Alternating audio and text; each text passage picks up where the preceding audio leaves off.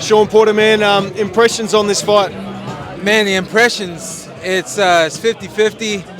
I don't think I've ever been so back and forth with the fight before, you know.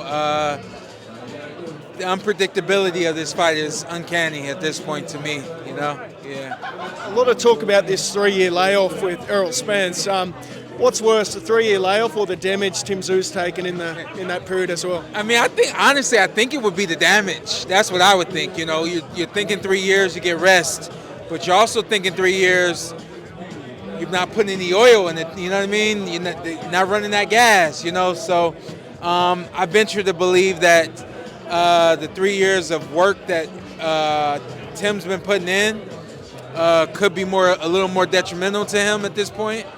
And like I like to say about Errol, he's not a rhythm fighter. He's not somebody that has tremendous speed or quickness, and if it's not being used, he loses it, you know? He kind of has always just been a really good, simply good boxer, you know? So, how you doing, sir? So he'll be all right, yeah. For the loser, like, what happens? Like, For the loser.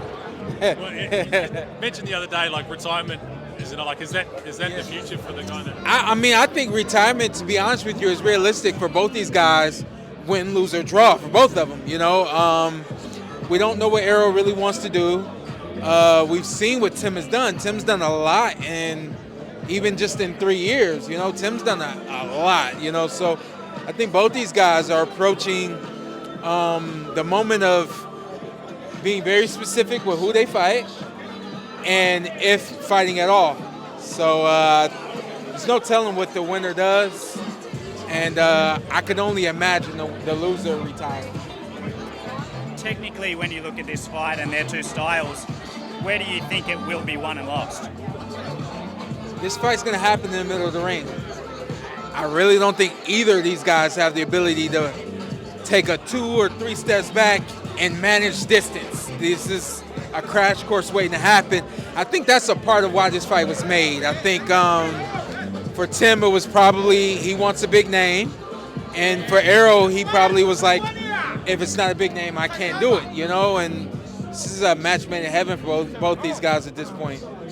Do you think after a minute or one round, you're gonna have a better idea? Like, do you think Absolutely. it'll And I always like to say that too. I always like to say, give me 3 minutes and I'll let you know how the rest of the fight's gonna go, which I think definitely holds true in this one.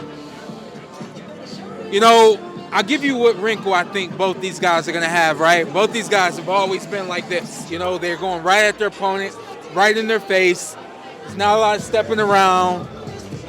I'm willing to bet Errol uses his jab more.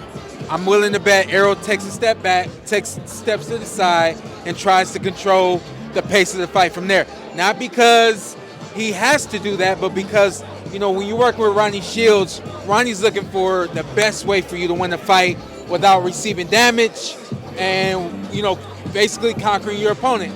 I got a feeling that's the wrinkle for Errol. Errol's going to use his jab, he's going to step around, and then eventually he's going to work in the 1-2s and the body work. For Tim, I could see Tim using more speed from the outside.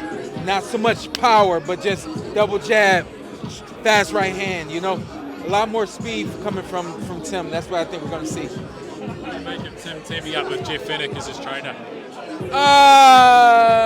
Tim says he wants to go across the ring and punch Errol Spence in the mouth. I think there's no better coach for you to teach you or help you achieve that goal than Jeff Fenech, you know? Yeah. Awesome. Thank you. Thanks, man. Thanks, guys.